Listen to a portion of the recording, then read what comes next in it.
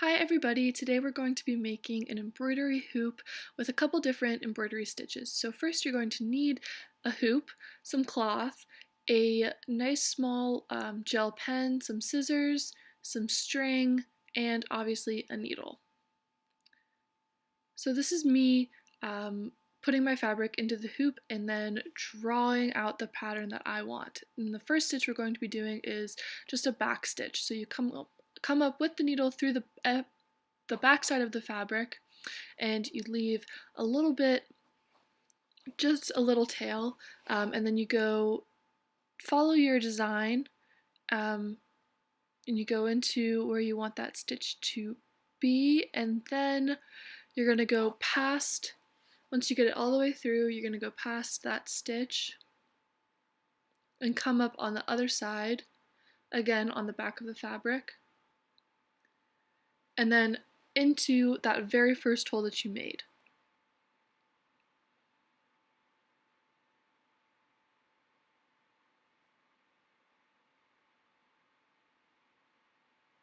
Okay, and one more time, I'm going to come out, come up through the back of the fabric, and then into that first stitch. So that's why it's called the back stitch. You keep going back to the stitch that you had originally done, or you had done previous.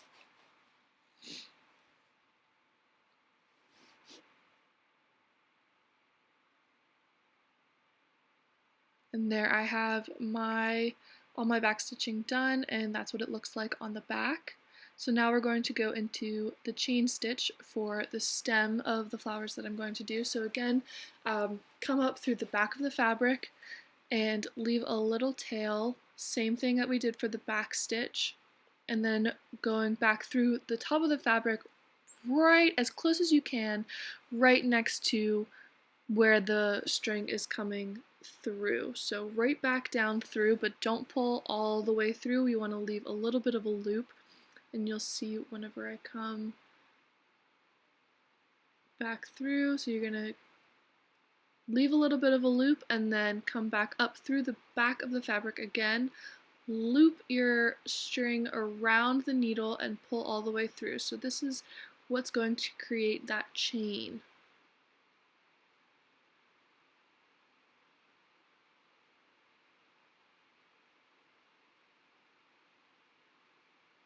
And I used quite a bit of string for this because I wanted to make sure I had enough.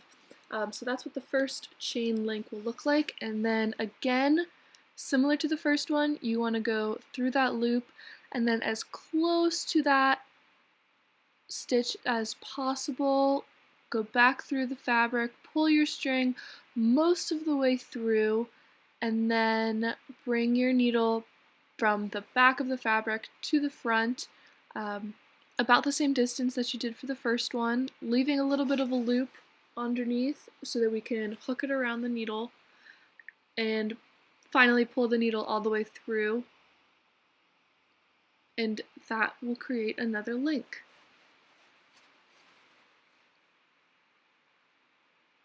Sometimes it's a little tough, you just gotta yank the string a little bit. And there you go. And to finish a chain link, you do exactly what you were doing before. You come back up through the back of the fabric, you bring your needle through that loop again.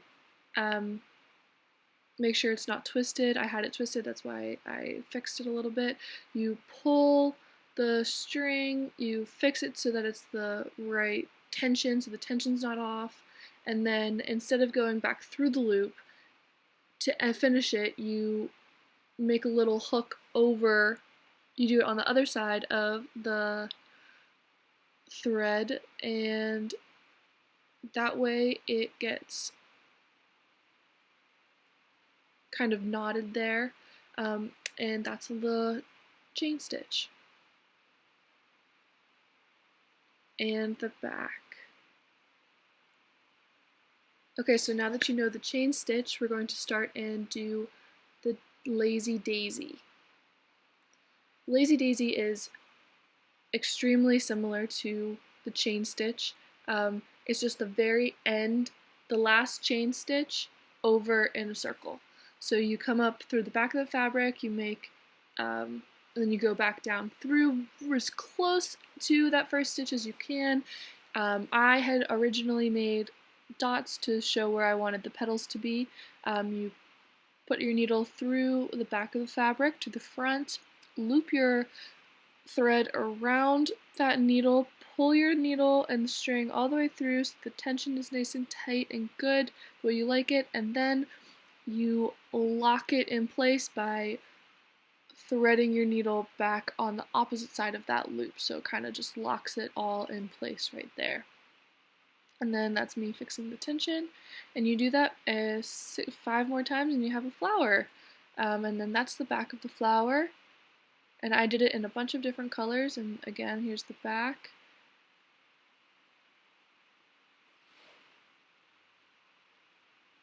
Now this is a French knot, so again you come up through the back of the fabric,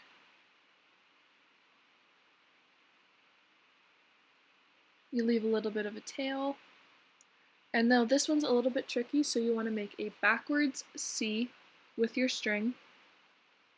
You place your needle over the string where the C is, where that curve is, and you go underneath where the top of the C is, you wrap your string around the top of your needle and you make it sure it's like real tight around your needle so you kind of have a knot on your needle.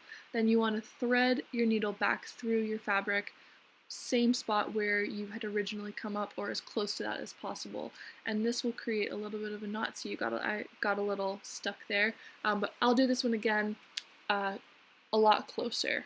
Just give me one. There we go. So you come up through the fabric, you make a backwards C. Sometimes it gets a little twisted, but that's okay.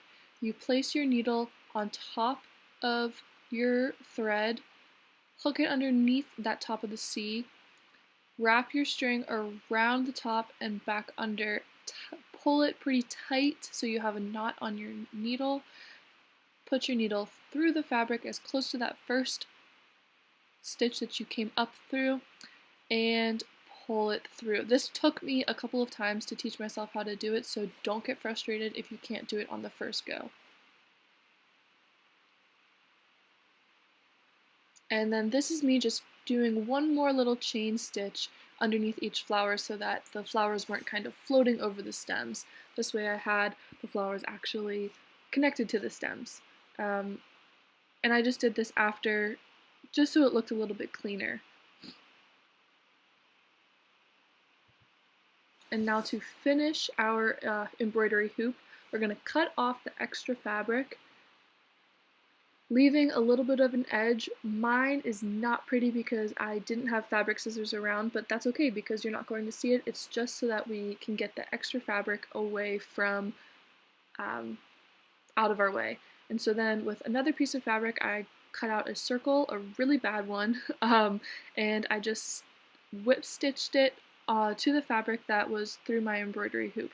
So doing this, I tuck all those loose ends from what we were working on before away into the hoop, and this second piece of cloth, this second piece of fabric kind of gives it a nice little finishing edge so nothing sticks out, and it doesn't have to be pretty. You can tell I kind of messed up a couple of times, but this way whenever you're looking at the front of your hoop, it looks really nice, really clean, and it doesn't look like anything can get caught on anything. So there it is. That's my embroidery hoop, and that's the DIY for this week. Thanks for watching.